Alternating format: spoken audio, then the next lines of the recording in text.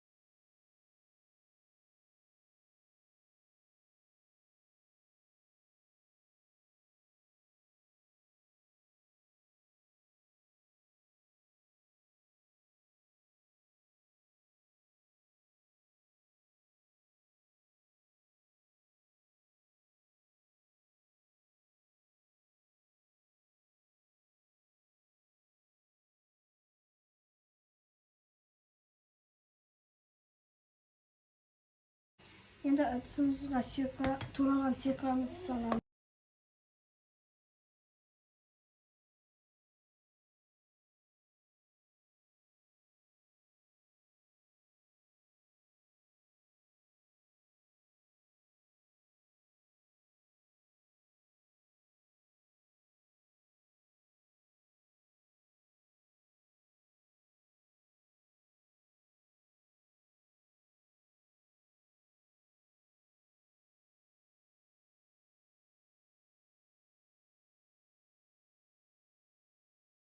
Міне біздің бірінші салатымыз дайын. Енді екінші салатымызды жасайтын боламыз.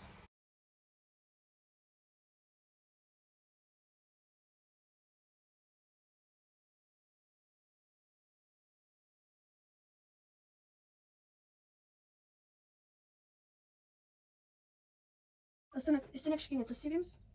Және майонезбен жағамыз. Енді үстіне морковьті үкшілеп кетеміз.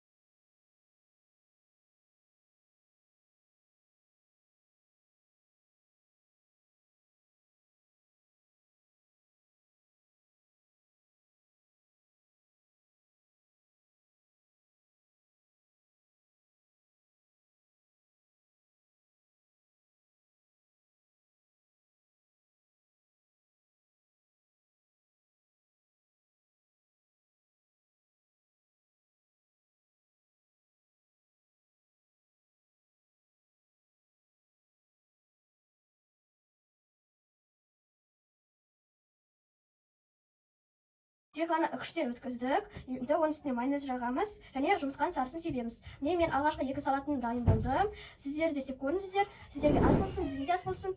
Мен каналыма тіркеліп, лайк басып, қоңырау басуды ұмытпаңыздар. Ассалаумағалейкум.